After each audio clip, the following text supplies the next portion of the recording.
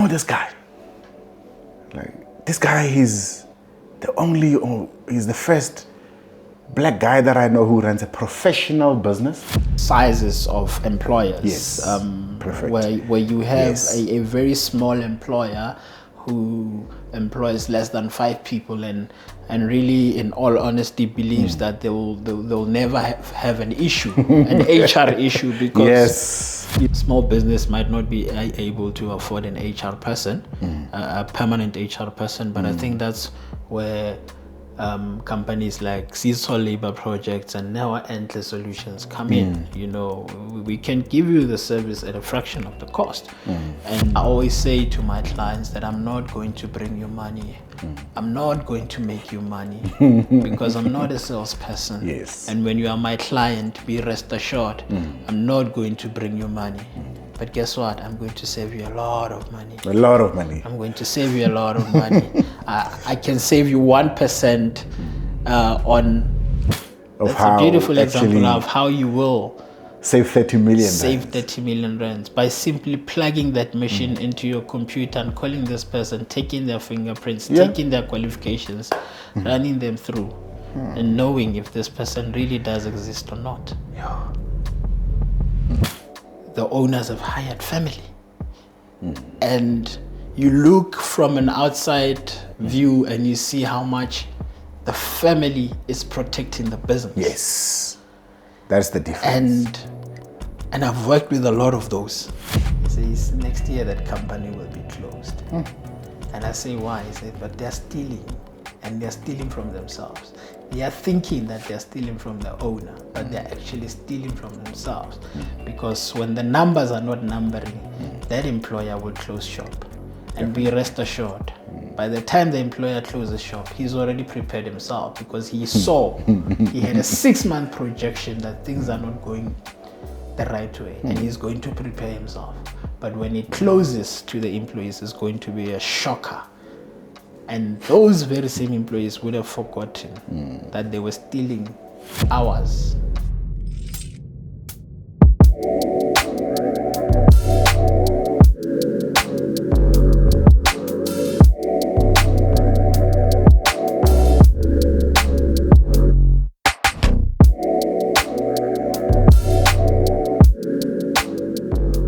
Hello guys, welcome back to the Sisol Workforce Talk.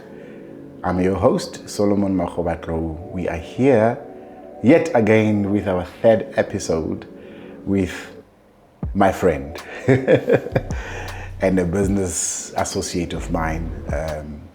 I know this man for a very, very long time. He's helped many employers from the mining industry,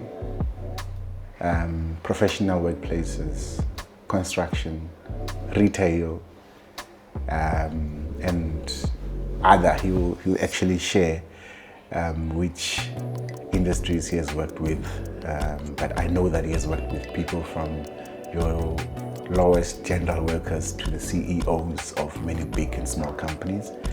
And I want you today to share with us, and thank you very much for joining us. Pleasure.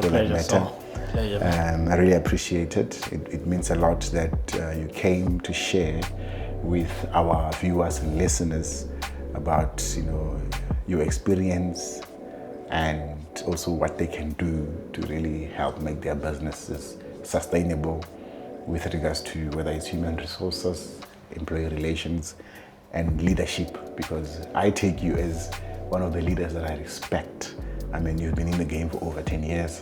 I mean, congratulations on that. That is huge. So welcome to the Sisol Workforce Talk. Can you, not in short, but can you please tell our viewers who Harry is, where you grew up? Even that. Okay. It's important because there's probably somebody listening from somewhere in the Bundus, or watching on YouTube somewhere in Zimbabwe. You never know. Thank you, Saul. So, Harry Rankapole is currently owner of NeoEntle Solutions, which provides HR consultancy services to businesses around the country. Yes. The entire South Africa. Born in a small village called Pankop, just outside Hammanskraal. Yeah. Yes, Pankop. I actually normally forgot the name. It's a very small place. Yeah, it's a very small place. I think so you've been there. Later on, my high school years moved to Joburg.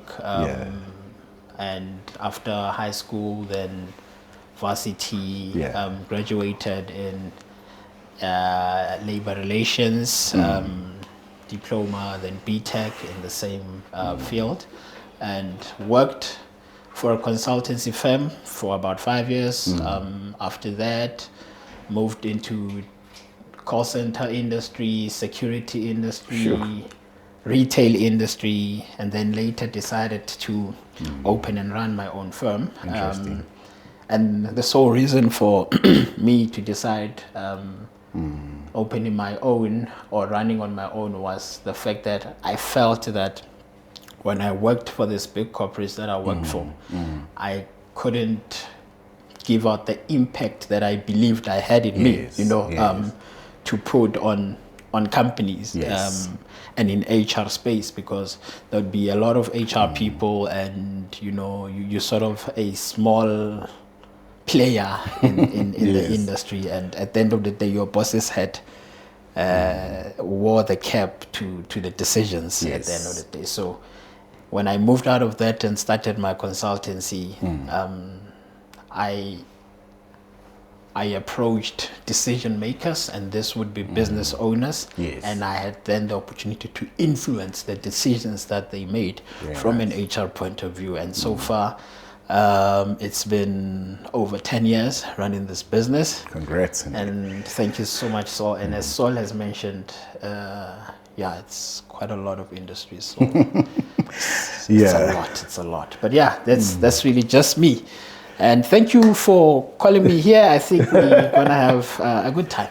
No, I want us to actually have a good time, as we always do. You never disappoint, and I hope we won't disappoint the people. But your story is very interesting. So I'm more interested in understanding that, being a young boy growing up in Pankop, I've been there, at least once, but I've seen it's a very small village, but at least it's close to the cities, right? Not too bad, not too far. Not too far. But did you have exposure to people that were in human resource field? Wow. Coming to think of it, no. At that age, I didn't even know what human resources is. People would know that in villages, the most common career would be a policeman, nurse, a teacher, which both my parents are. And I think later on, when I moved from home, living with my parents, to Joburg, I got exposed to a lot of business people, because the friends I went to school with either were kids of business owners, be it a taxi owner, the small businesses you'd get in the township. I then was fortunate, I think, because of my cousin, who was like 3-4 years older than me, went into HR at the University of Pretoria.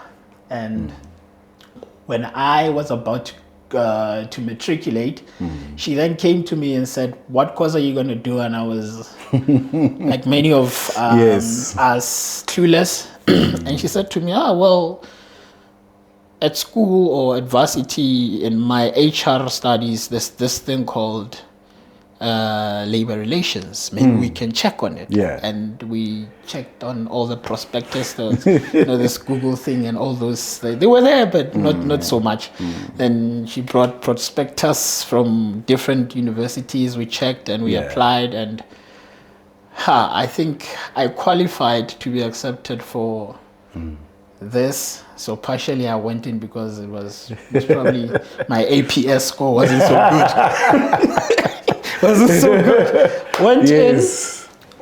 Went in, was really challenging the first year. Because I was really also trying to find myself. Yes. You know, the Happens shift to most of us. Yeah. the shift from being a high scholar to varsity is Fish. it's quite a shocker. I got the shock of my life. The first semester, I think, it was very bad. The second semester went quite well. You make me feel better because my first semester was like, whew, coming from a rural school. And now I have to learn in English, speak English every single day. Yeah. And I can just imagine. Yeah, it wasn't that bad with me. I think the only subject that I mean, from what you are saying, you probably did math in Sepedi. If you did English in Sepedi. So from my end, I mean, the only subject I did, or the only language I did in English was Afrikaans, because so the Afrikaans teacher had to sort of teach us Afrikaans in English. At least it helped. So after the first semester, I started mingling with the right crew, the right friends, and I think most of my success in varsity is attributed to the right friends that I had around me. You know, in terms of discipline and studying and making sure you get your grades. I can tell you now, Sol, if you compare my matric results to my varsity results, you'd see that in matric I was here, but when it got to varsity, I even got shocked. I think the last time I had gotten a distinction was around grade 7, and throughout high school I never got any until I got to varsity. Wow, amazing. Solely, I really should attribute it to the good friends and to the discipline, that came along with me being in varsity. I think for me it's been quite a nice journey, and through the friends I had also in high school, there was always that bug of being independent and self-sufficient. Interesting. So it has always been in me that one day I need to just try out and run things myself. And the reason I started at the age I started, which I think I was about 25 when I left my job, 25, 26. Imagine. Not so many people can do that, eh? You can imagine, Sol. I'm at that age. I already had commitments, At 25. I already had a child. I already had a bond to pay, but I still made a decision to leave the corporate world and just try this out. And I think, it's been quite challenging, but also nice. I've learned a lot. I'm still learning a lot, and I'm grateful. One other thing that I've heard from, I actually remember one day I went to a funeral at home, and one of my childhood friends, actually I would say is a schoolmate rather than a friend, he looked at me and said, he was talking to the other chap, saying, "Do you know this guy? Like, this guy, he's the first black guy that I know who runs a professional business, who has professionalized that business." So, I mean, we know that human resources, growing up, consultants, it was white-owned companies. I must put it out there. And it was a little bit difficult to start, including for me. But I can tell you my first client was a white company. And they are still my client to this day. Wow. So how did you navigate that space? I'm just thinking of a person sitting who are thinking of leaving their jobs, who are thinking of, maybe they are 25 right now, like you said, when you started, maybe they have a kid and they want to start their own consulting company. and then do what you do. Maybe it's their dream. How did you navigate around that space? Yeah. And I think my answer might be a bit biased because this is something I've done. Yes. And maybe because I've done this, I sort of believe in it happening that way. Look, so I believe that, well, I know that we only live once. Yes.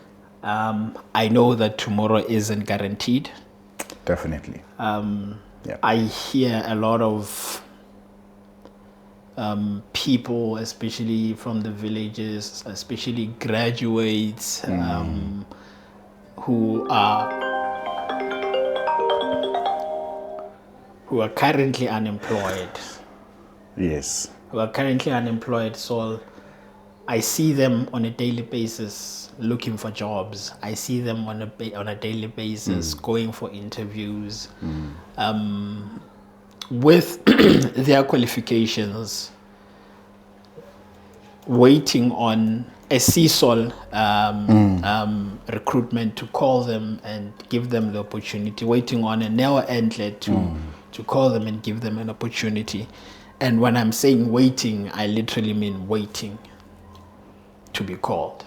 I agree. I believe that we should perhaps look into an education system that teaches us to wait in motion. Waiting as motion. I'm waiting, I'm busy doing something. I love that. I love that. So that I don't have a gap, because yes, I'm a graduate, but that gap sort of turns me into an idle person. And when I'm idle, my mind also is idle. And when I must enter the industry, I'm sort of, even what I've learned in varsity is almost gone, which in most cases, you probably do not even you're not even really going to use what you've learned in varsity when you get into industry, because it's practically it becomes a different ball game. Yeah. So things change every I single say day. people who need to get into the habit of just doing things, and I love that. What is the worst that can happen? I love that. I really love that, because same here. I've seen we get CVs every day, and someone always waiting for somebody to come and say, here's a job. And then at that same time, when I speak out with students, with communities, what I always say is, people will always say you don't have experience. And then the question that you always ask yourself is, where do I get experience if I do not work? But I've seen that with me. Before I could even start working, I've volunteered in my communities. I learned how to use a computer there. I've learned how to translate. Yeah. Some people, they work in the CCMA just to translate. Just to translate. Then I know commissioners, I'm talking commissioners today, who were just translators. Today they are commissioners. Yes. They went to school. So speaking of that, I want us to actually get onto the reality of discipline in South African workplaces, because you deal with quite a lot of cases on a weekly, daily basis. And thank you for sharing your story. I really love it, and I think it'll change quite a lot of people's lives. So where are employers getting discipline wrong right now? Previously we had a lot of cases of either it was getting rid or firing, people just the American way, you're fired. Or maybe the discriminations against women. I know that now our country is working hard to adjust, to make sure that there is that redress of that, and the BEE and everything. But I want to understand from your perspective and your industry knowledge and your everyday job, where do employers get discipline wrong? So in my experience, and I'll sort of try to give you a contrast between two sizes of employers. Yes, perfect. Where you have a very small employer who employs less than 5 people, and and really, in all honesty, believes that they'll never have an issue, an HR issue, because Yes. you know, I'm running in the township. I've hired Sisol and Tepo. They're my bros, so I know their aunt asked me to hook them up with a job. And they're just working. They're getting $100. You know, it's fine. Let's push. I agree. And you get to a point where these guys, because they are serving you and they are your employees, by virtue of them reporting to your workplace on a daily and doing something, and being remunerated for that fact. Yes. You sit and find that we let things loose. We do not put rules from inception. You remind me of something. Sorry for interjecting. It's because it's somewhere like I'm very passionate about what you are saying. Yeah. 2 or 3 weeks ago, I was at the CCMA in Pretoria. Funny enough, I heard some parties were called. And one of the parties, part of the name was tavern. Yeah. Right. It was a tavern. Yeah. Yeah. A tavern, And yes. I actually never thought that a tavern would be taken to task, to the CCMA to go and account. Yeah. I was completely shocked because I'm used to working with corporates Yes. and medium-sized businesses Yes. and some established small businesses. Yes. It was, for me, it was a shocker of my life. Yeah. Now, so I've got someone who runs a chicken farm who comes to me and says, "Hey, you know, there's trouble here," and I'm like, "What's going on?" You know, and he's like, "Yeah, I've got this document. I just got it via WhatsApp from someone, and it says I must pay 30,000 rand to this guy who was working for me." Yo. And if you are running a chicken farm in the village, and you are now sitting with an award from the CCMA, and only at that point you are talking to an expert to try and assist you. That is scary. How much do you really make as a farmer from a village, you know?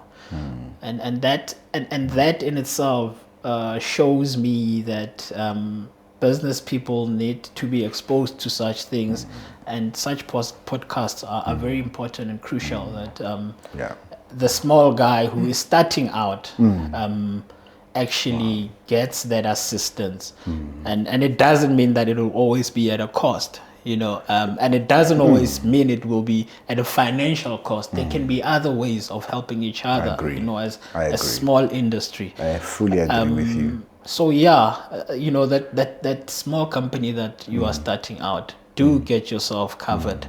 And perhaps the industry, because you would know there's a lot of consulting firms, you know, of course. you'll get assistance somehow, one way or another.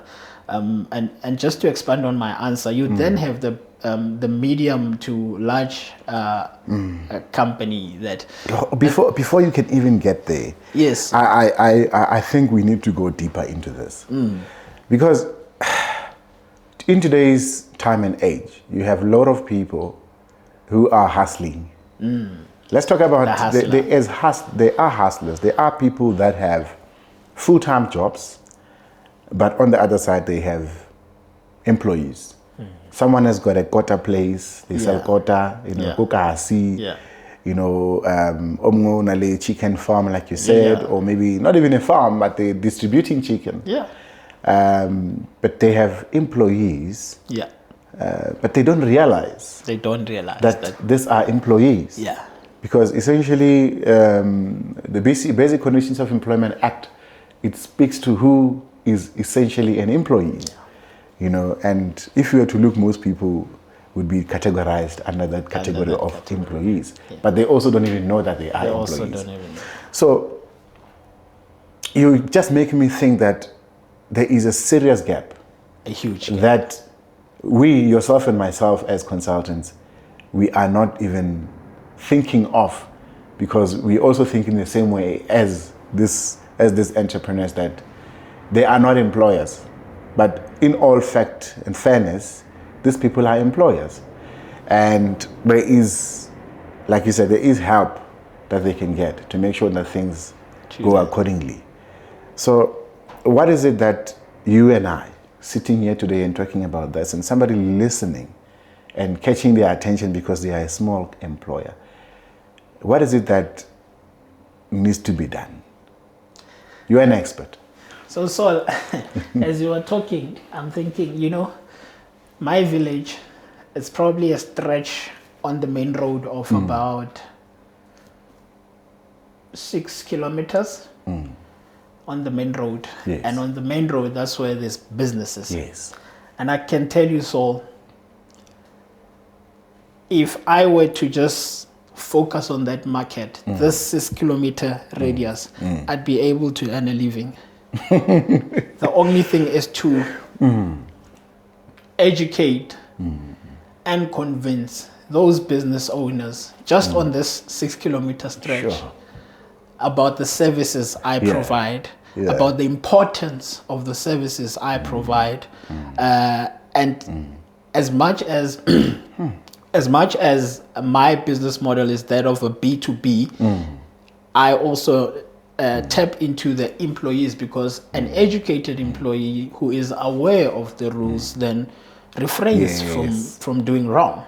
Yes. And the employer who's educated and has policies and contracts and all the compliance in terms of HR and labor law in place is also a good employer that will not suffer any harm going forward. Exactly. So, for example, and I've seen what you are doing, you go to schools, and by you going to schools and exposing those kids to a Sisol Labour project and what actually does this do, they get home, they talk about you. These kids nowadays, they are more advanced. They just go on their phones, they search and they see so many HR companies and they get interested and then they go on TikTok and all those other places to learn. Now, what we can do, Sol, is precisely what you are doing.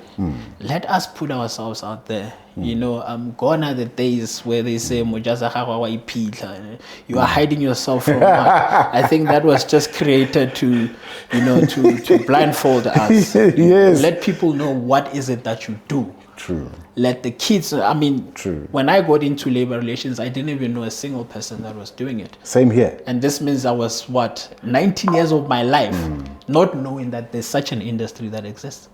I found out when I was doing my final year. Varsity. Final year. That there is labor relations. And now we're talking 21 years of your life not knowing that there's such an industry in existence. But if we share such things with our peers and say, this is what I'm doing. Those who are interested, who want to know and learn and understand, they will learn and understand. Given that not everybody should understand what you are doing and not everybody will be your client, but let them know. And by so doing, you are actually opening up the industry for everyone. And it is important that employers know and employees. I also think that one thing that we need to do is, I love having conversations with you because they always spark ideas in my head, whether on record or not. Sure. So one of the things is, I think we need to demystify this ideology that says human resources and HR, they're there as a support structure for the business. They are not strategic. Because talking about the small businesses, working with big and small businesses, I'm of the view that big businesses, they are sustainable. They continue to run for all these years because they have processes in place. They know the kind of person they must hire for their business. They know at what stage they have to, or not should, they have to get rid of certain people. They also know that at what stage or when whatever indicator happens, they must restructure their business because the economy keeps on fluctuating and there is, the cyclical movement of the economy. So the small businesses, either they don't afford or they don't know. But you said that it's not about affordability. There are other ways. There are other ways. So would you agree with me if I was to make a preposition that small businesses, they stay small because they don't put structures in place? Precisely. I mean, given when I saw that as a business person, it's okay to remain small. It depends on the type of business you want. I mean, you might want to be like my dad, who has his 50 plus cows in the kraal, and from month to month he sells 1, 2, you know, as compared to a big farmer who sells 50 every month. Yes. And employs people and earns money from that. At the end of the day, even with the one that my dad sells, he survives. You know, it's enough to keep him for the next month. But if you really want to grow into a big company or a medium company, you need to get into the habit of doing the right things from the beginning. So even when you are just a one-man show, check contracts, check policies, have them, so that if tomorrow you decide to call Tseho to come in and help, you say, here's a contract. Yes, I understand I called you for a week, but here's a contract, let's sign it. That way you get into the habit of doing things the right way. And once you get into that habit, it's not going to be hard for you moving forward to implement and actually have processes internally, or calling people to come and help you with processes.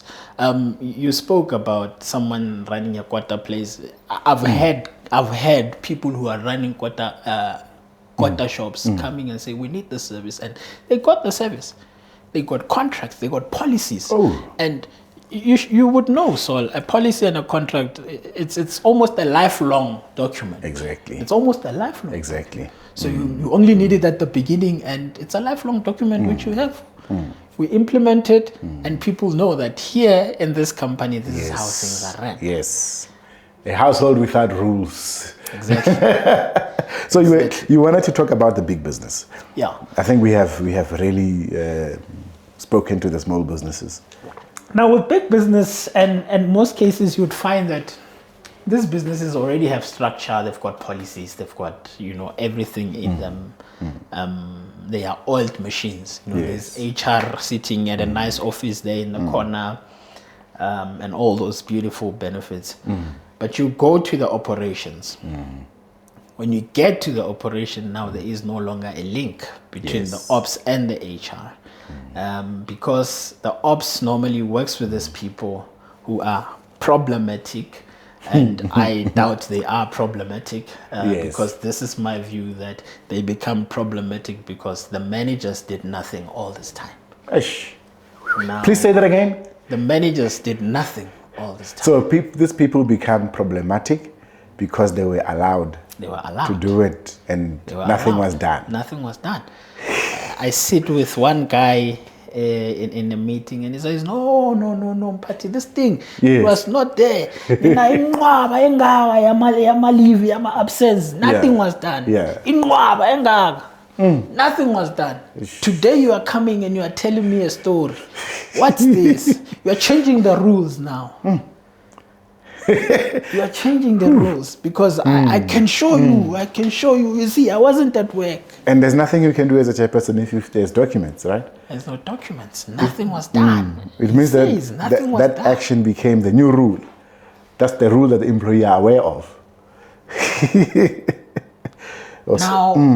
Now you sit with that, and you sit with ops people that are not doing what they're supposed to be doing.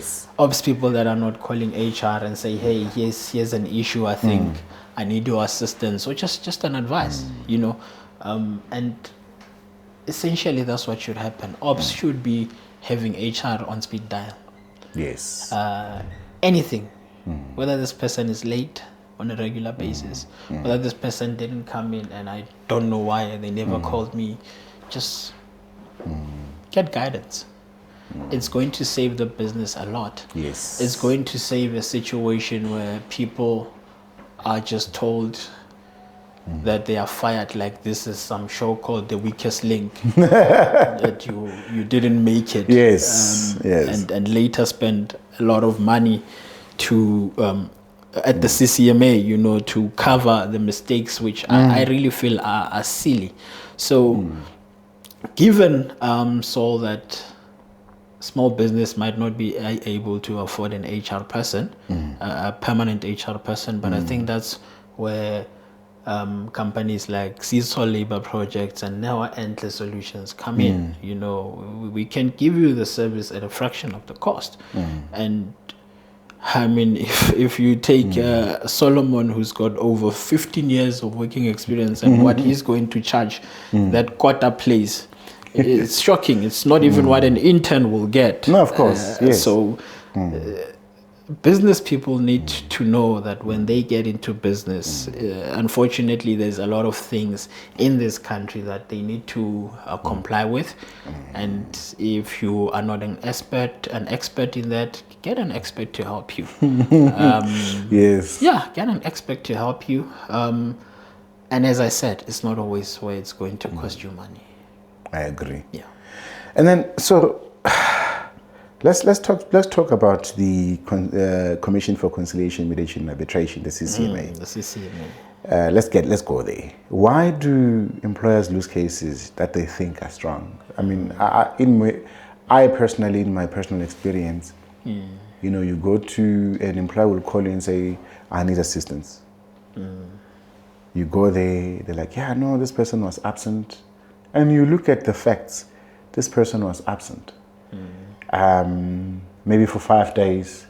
They have a policy, and then you go to CCMA. When you arrive there, you know, the commissioner tells you, but you didn't do 1, 2, 3, 4, 5. So why do you think employers lose such cases in the CCMA?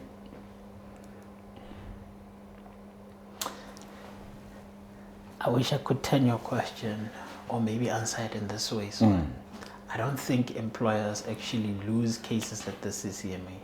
I think employers lose cases internally. Employers lose cases internally? Yeah. A good chairperson or a good labor relations practitioner will advise you or should advise you that this is not a winnable case. Yes, we can see what he did, but this is not a winnable case. And if we, I love that. If we can have colleagues in the industry who can do that, South Africa will go very far. Because remember, as much as you service your 20, 30 clients, 5 clients, there is an impact to the economy at the end of the day. Yes. I mean, you just given an example of someone who's absent for 5 days.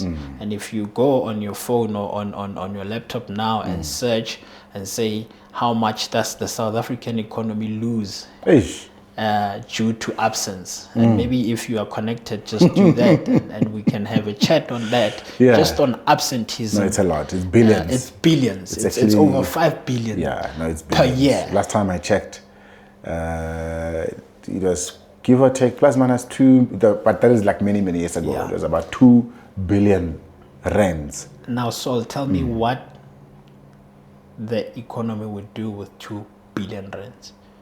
We possibly wouldn't have so many people unemployed. Yep.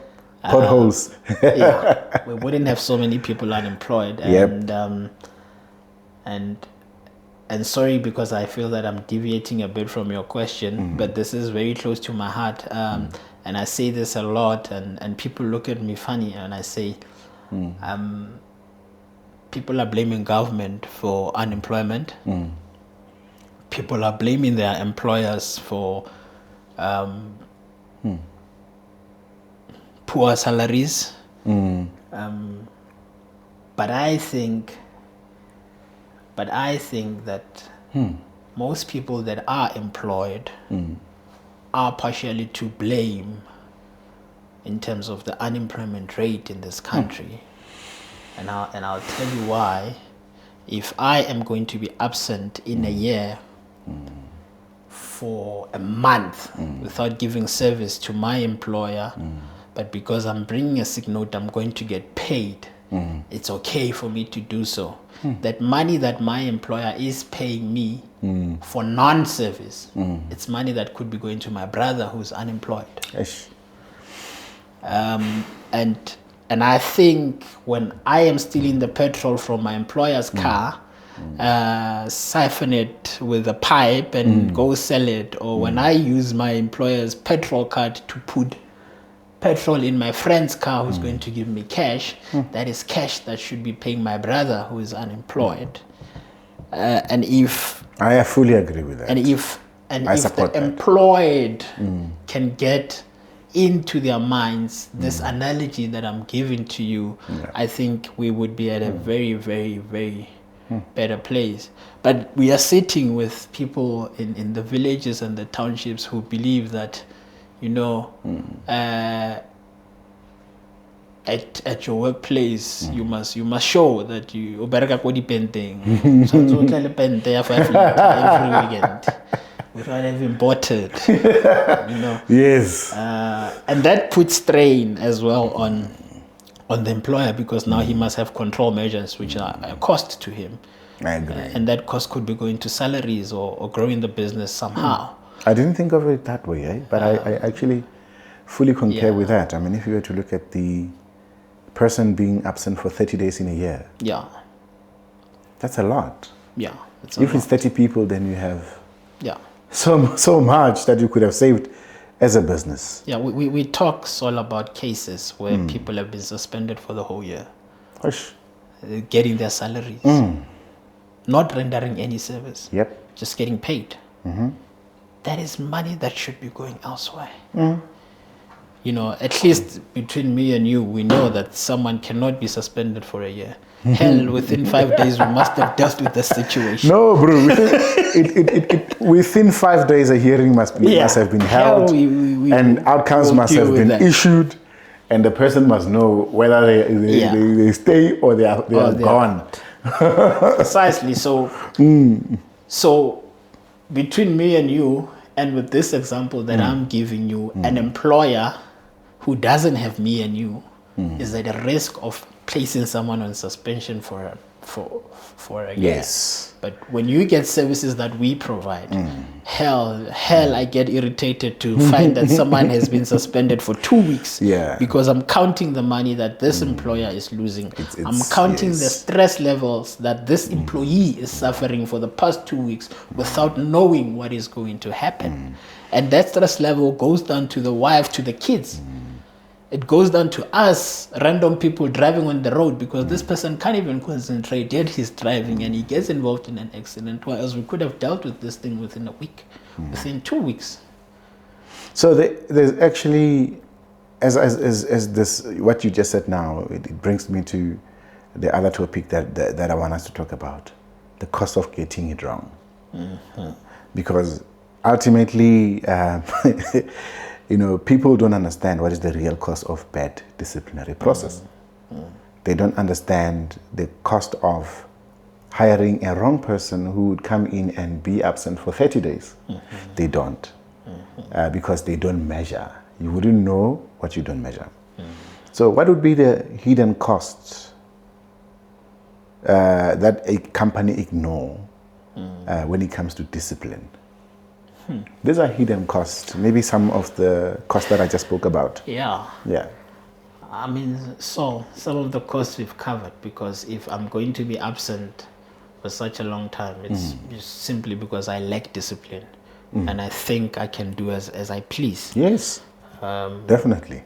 And depending on what your salary is, that cost, not only that cost of your salary, but what you were supposed, the input that you should be bringing to this employer, it's also factored, and that input should obviously be more than your salary, because if you are inputting 1,000 rand, I can't pay you 1,000 rand. Then no, I'm not in business. I'm not in business. No. You are running a charity. Yeah. So I think most employers are getting it wrong, mainly because they see certain services as an expense, as opposed to seeing those services as a need. I always say to my clients that I'm not going to bring you money. I'm not going to make you money because I'm not a salesperson. Yes. And when you are my client, be rest assured, I'm not going to bring you money. But guess what? I'm going to save you a lot of money. A lot of money. I'm going to save you a lot of money. I can save you 1% on wage negotiations with the union. And that 1% may translate into R1 million per month. Yes. Just the 1%, just during wage negotiations. Definitely. Yeah. And because of my skill, I can save you that 1%. It's a lot of money. It is a lot of money. Actually, that is just a dent to probably what you charge per annum. Exactly. So I always that's how I put myself and say, look, I'm not going to make you money, but I am going to save you a lot of money.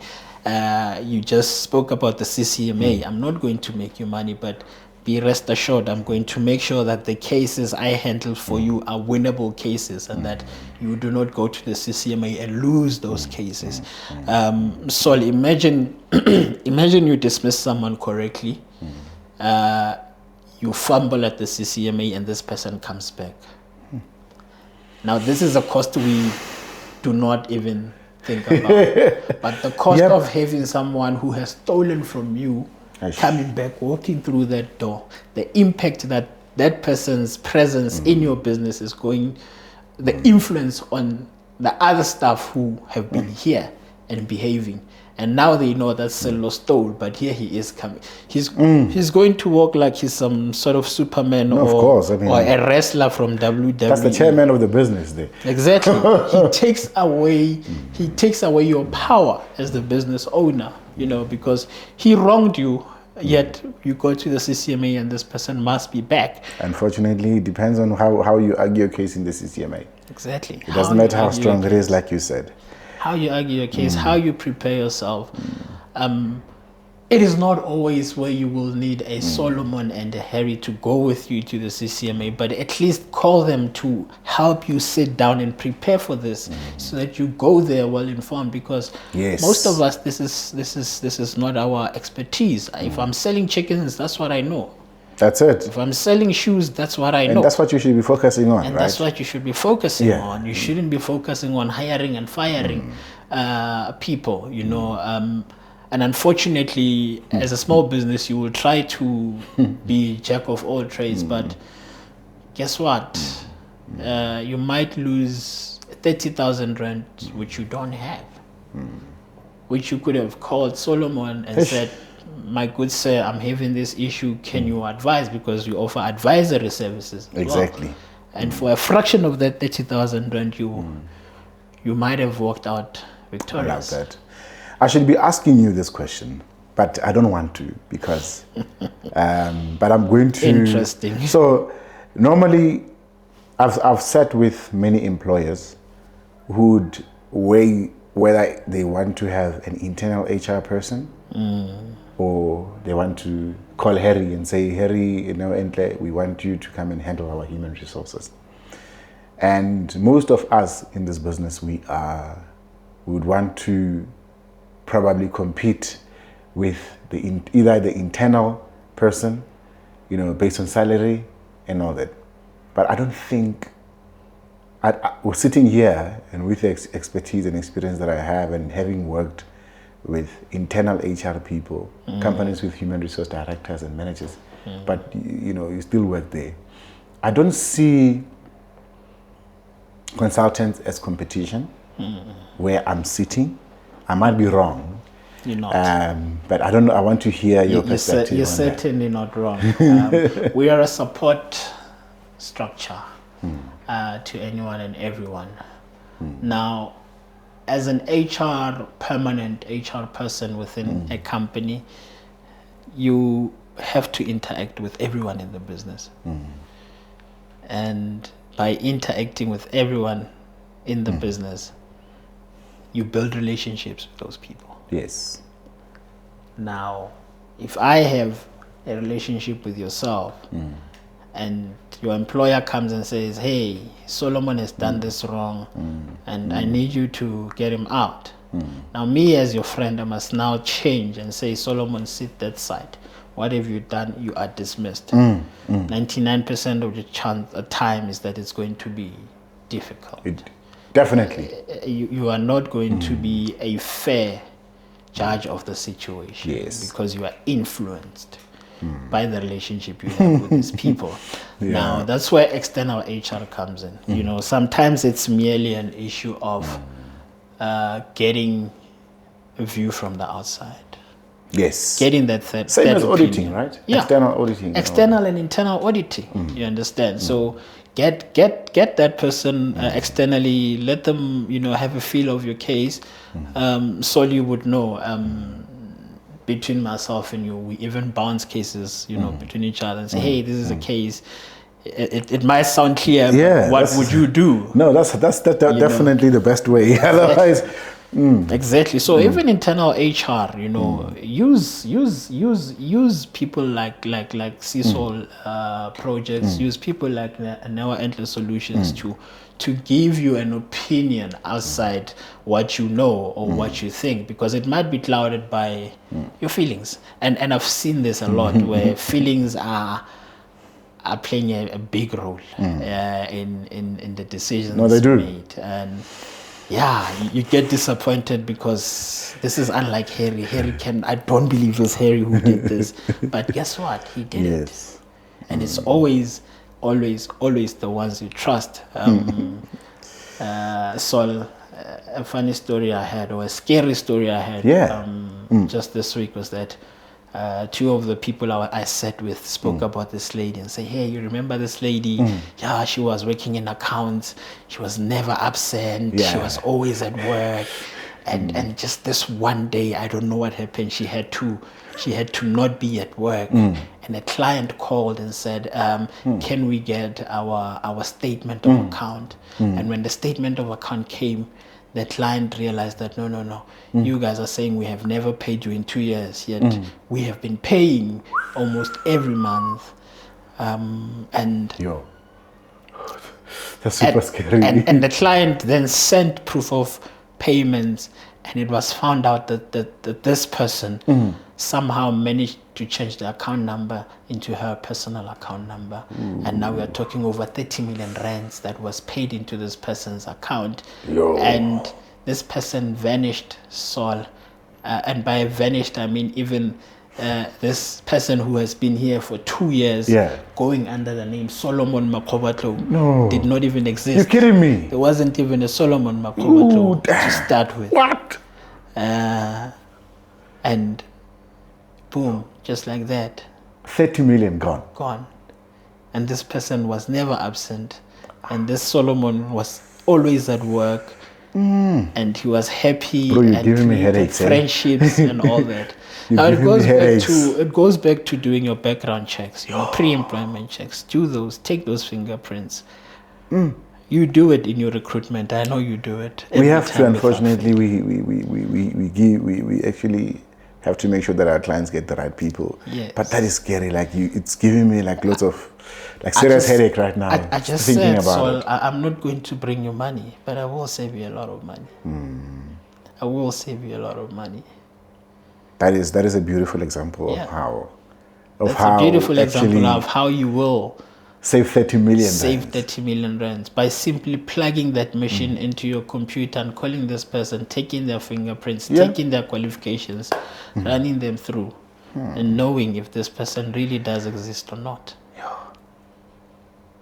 Okay, so there is a.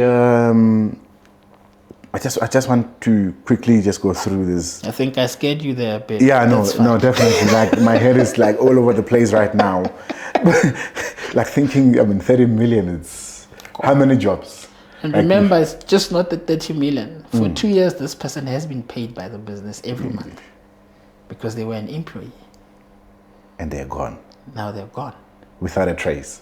Without a trace. Sure. Anyways, so I want you to quickly choose one of the statements that I'm going to say here. Just want us to at least cool down a little bit. Like still have some I'm still thinking of the 30 million bucks that a company would have saved instead of Yeah. Yeah, but I've heard worse stories as well on that. So would you rather hire fast or hire right? I'd rather hire right. You'd rather hire right. Okay. Would you then either suspend or warn first? Warn first. I'd rather suspend if it's a serious case. I'd warn first. Obviously, it depends on the case, as you're saying. I mean, if you steal from me, why would I warn you? Because it's common. It's common law. It's common knowledge that you're not supposed to steal. Okay, let's get to the to that controversial one. I know you've explained it, but is it for you internal HR or external consultant? I'm asking you as a businessman here. Not as a consultant, because I would obviously probably say consultant. Both, and Both. I say both because I believe there's power in doing things and assisting each other and having oversight. You know, if you really try to do everything alone, you are going to miss that one thing. But if someone comes in externally and checks, as you just gave the example, once the internal auditors do their yearly report and do their audits, the externals come and they check everything and verify. So I'd say both. Policy or culture, which matters more to you?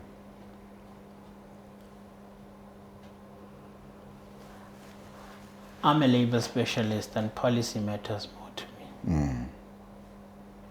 Policy matters more to me. I fully agree. I mean, with me, I think that policy Creates the culture, right?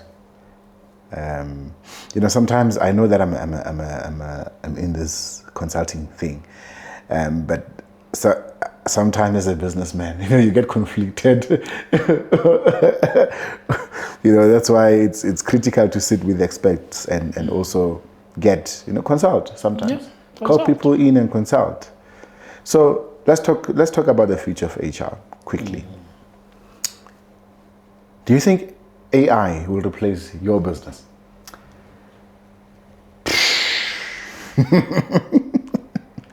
Or probably enhance it?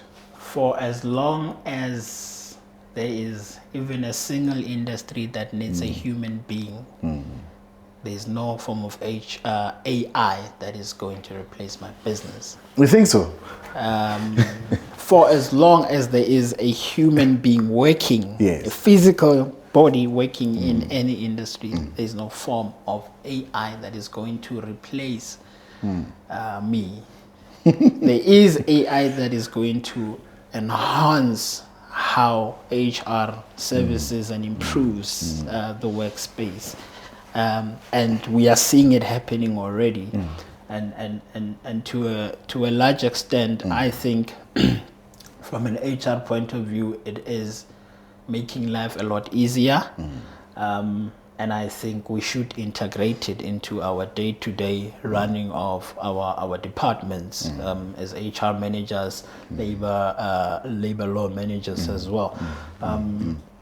We shouldn't try to run away from it and ignore it, because it's here to stay and it is going to improve with time. Yes. However, I believe that the human need will always be there. I mean, if I am going to have to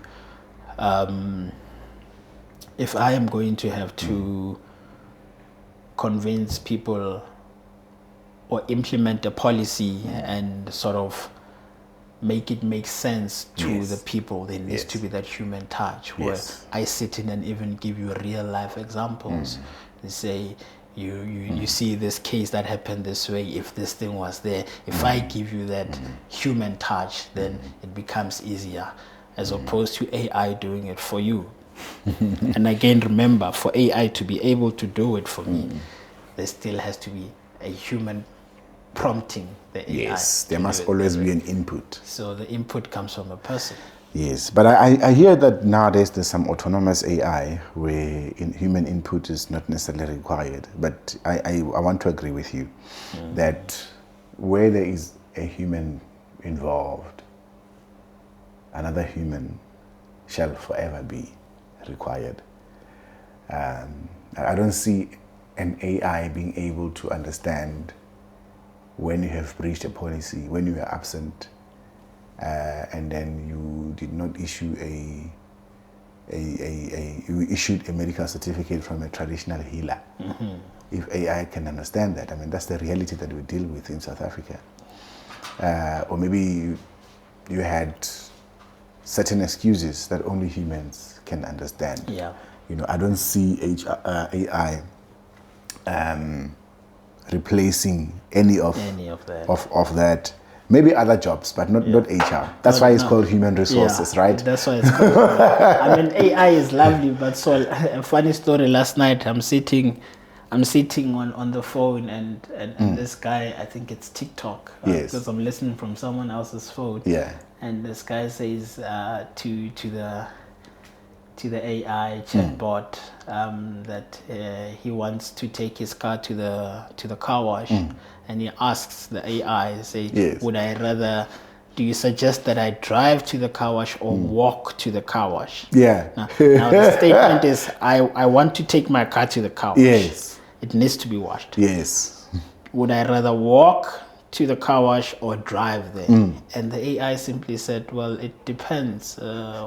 If you feel like walking, you're probably going to lose a bit of calories because you can walk. And he says, but I want to wash the car. Yeah. Should I maybe rather walk with the car? And the AI says, you can actually walk with your car to the car wash. And I'm like, yeah, you see, now AI still needs the human touch. Yeah, no, because how do you walk with your car, or how do you walk along to the car wash if you want the car to be washed? Like now, we are currently finalizing a clocking system with AI under our LabourX brand, LabourX system. And we're using AI in that, where you're able to take the employee clockings and then you put them on the system, and then AI will do the auto calculations for the salaries. Yeah, but what I've realized in that is that a human being will forever be required, because there are times where you don't have full 8 or 9 hours, but there is a reason.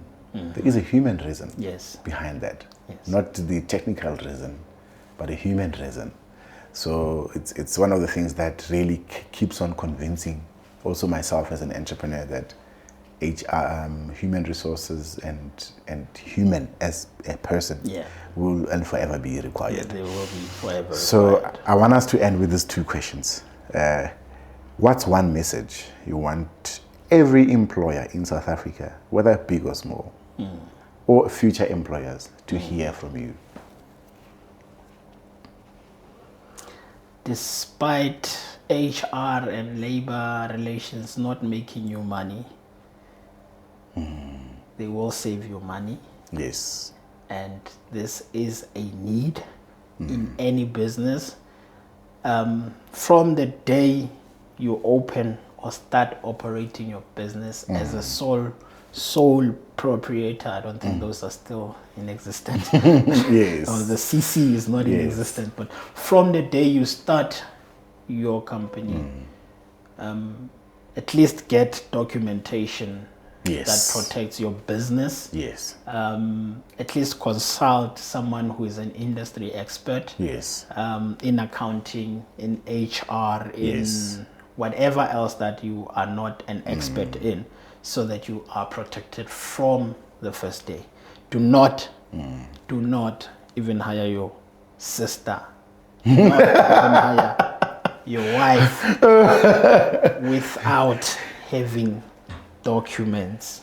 Bro, I've hired my sister. What are you saying? No, my statement wasn't complete. You see the person sitting on the other side of the camera is my sister. Statement was not complete. Now we're going to fight because of you. My statement is do not do it without having them sign properly. I just wanted to repeat that, actually. Do not do it and say, Shah, she's my sister. No. Get her to sign documents. I agree. remember the agreement is not between Solomon and the sister. No, the agreement is between Sisol and the sister. Yes. And we need to get into the habit of knowing that by virtue of having an identity number at CIPC, you have created a second person. And an employee number. Yes. No, and an employee number. Sister doesn't exist anymore. Sister doesn't exist. You have... remember, Solomon's ID number starts with 89 something, but the business ID number starts with something else. And this is to show that these are two separate people, and they call it a natural person and a juristic person. I love that. So get the agreements between the juristic person and the natural person intact. Hell, I think Solomon as well, you need that agreement yourself as Solomon. Between Solomon and Sisol, there must be that agreement. I love that. One thing that I always say to people, I always discourage people from hiring family members. But I would always say that if you were to hire a family member, hire a person who's qualified for the job. Now, Sol, I've heard many stories, people saying don't hire family members, which they just put like that. But it is difficult. And I've seen some of recently most successful businesses where the owners have hired family. And you look from an outside view and you see how much the family is protecting the business. Yes, that's the difference. And I've worked with a lot of those. I've worked with a lot of those where family members are actually truthful and trustworthy to the owner, to their brother, to their cousin, and they are there for legit reasons, and they are there working on a daily basis, making sure that this business survives, because I guess it's about making them learn, believe in your idea, and showing them the benefits of them working in this business with you for the future and not just for the now. I've seen, I don't want to name drop, but I've seen a lot of such businesses. I said two questions, but you talking about that. So, anyways, let's pass there. I'm guilty of that family member hiring. Now, Sol, here's the thing. It's never nepotism. Here's the thing, Sol. Always about being qualified for the job. Here's the thing, Sol. You need to remember that me and you, and most of our peers and people of our skin color do not have a blueprint. You never went to your dad's company. No. To learn how to run a company. Actually, I started a company with my dad, his first professional company. Thank you very much. And I think up to date, my dad doesn't really know or understand what I do. Because to him, I was supposed to be working for government or for someone. Yes. Now, with that being said, it's all trial and error, you know. And we sit here and say, do not hire family. But you look at the farmer who, it's now 3 o'clock, the kids are back from school and they are farming as we speak. Yeah. And when they finish matric and they go and do agricultural studies and they finish and they go and work for Agri-SA, at the age 21, they've got 15 years experience, and we ask ourselves, how? Then me and you come and sit and say, don't hire your family.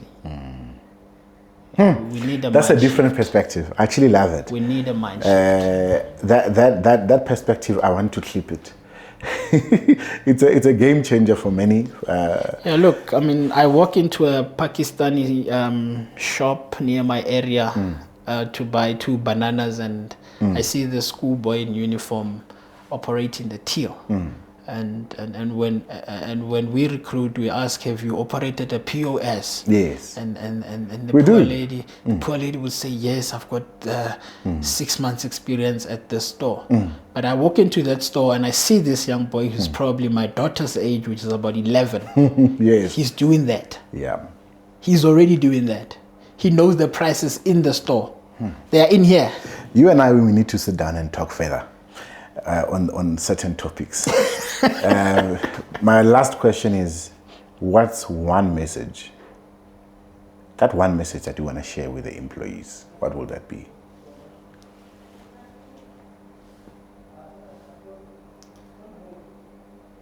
As an employee, be truthful to the reasons you gave when you were interviewed. As an employee, remember that whatever you do, whether positive or negative, will impact the business you work for or you are working in. Yeah. Be truthful, be an honest person, be diligent, do the right thing even when you are not seen. Yes. My my old man will remain my hero, and he'd show me some people and say, you see those ones? I'm like, yeah. He says, you see what they are doing for their employer or at their employer. He says, next year that company will be closed. And I say, why? He said, but they're stealing, and they're stealing from themselves. They are thinking that they're stealing from the owner, but they're actually stealing from themselves. Because when the numbers are not numbering, that employer will close shop. And be rest assured, by the time the employer closes shop, he's already prepared himself, because he saw, he had a 6-month projection that things are not going the right way, and he's going to prepare himself. But when it closes to the employees, it's going to be a shocker. And those very same employees would have forgotten that they were stealing hours. Yep. That they were stealing petrol. That they were stealing. Remember, stealing time. It It's the biggest to cost, money. actually. Yeah, it converts to money. So be truthful, be honest, and once again think about your brother. If you steal that 1 hour, just think, my brother could be hired from this 1 hour. Man, that's a very big nugget. My friend, Yeah. thank you very much for sharing this nuggets with us. I feel very, very blessed to have sat with you. Actually, on our 3rd episode. Yeah, I'm one of the winners here. This is like... I got a bronze medal. This is like, who? I got a bronze medal, but I got a bronze medal. You know, you've shared great nuggets, and I hope that our viewers are going to learn. Employers, you heard from the men here, very deeply experienced. Do things right. Whether it's your first day in your business, you just registered your business and you have a tender, or you have a deal, contract, make sure that you have your ducks in the row. Make sure that you have contracts, whether you're going to hire your sister, your brothers. Make sure that you have the documents in place, so that if shit hits the fan at any time, you are protected. You are protected. Because by all means, we want to see as many black-owned, South African-owned, whether black or white or Indian or color, whatever color, as long as we are creating employment in South Africa, we are fighting the right kind of fight. Yeah. So let's keep fighting, guys.